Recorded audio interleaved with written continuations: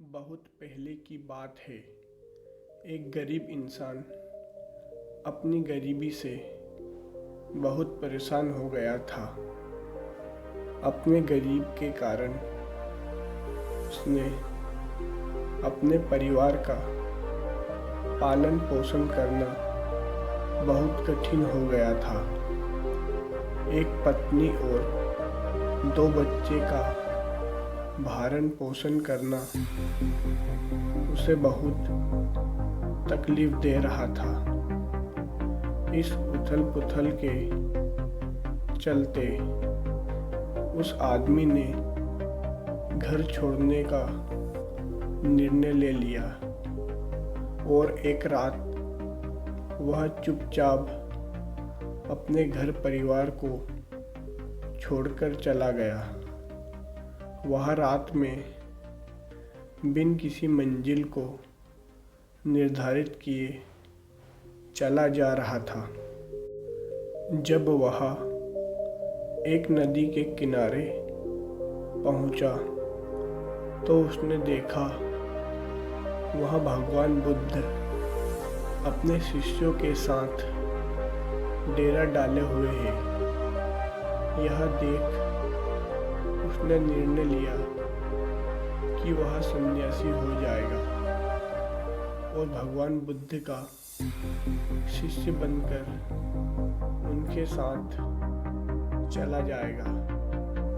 यह निर्णय लेकर वह भगवान बुद्ध के डेरे में जाकर उनके चरणों में गिर गया।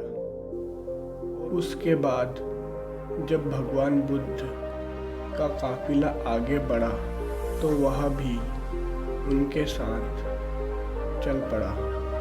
गर्मी का महीना था। भगवान बुद्ध का काफिला चलता ही जा रहा था। जब वह एक जंगल में पहुंचे तो सभी लोग पेड़ के नीचे विश्राम करने के लिए रुक गए। गर्मी के कारण भगवान बुद्ध को काफी जोर से प्यास लगी थी। उन्होंने अपने नए शिष्य से कहा, यहाँ पास में तालाब है, तुम जाकर वहाँ से पानी ले आओ। भगवान बुद्ध का आदेश सुनकर वह तालाब में पानी लेने चल पड़ा। जब वह तालाब के पास पहुंचा तो उसने देखा कि कुछ जंगली जानवर तालाब में उधम मचा रहे हैं, परंतु तालाब के पास पहुंचकर जब वह पहुंचा तो सारे जानवर वहां से भाग गए। शिष्य ने तालाब के पास जाकर देखा कि तालाब का पानी गंदा हो गया है और कीचड़ और पत्तियां ऊपर तैर रही है। इतना गंदा पानी देखकर वह बिन पानी लिए वापस आ गया और आकर भगवान बुद्ध से बोला, भगवान उस तालाब में बहुत गंदा पानी था, उसे तो पिया ही नहीं जा सकता। शिष्य की बात सुनकर भगवान कुछ देर तक कुछ नहीं बोले। फिर उससे कहा, जाओ जाकर उसी तालाब से पानी लेकर आओ। भगवान बुद्ध का आदेश सुनकर वह शिष्य पानी लेने तो चल पड़ा, परंतु मन में यही सोचता जा रहा था कि भगवान बुद्ध इतने गंदे पानी को पिएंगे कैसे।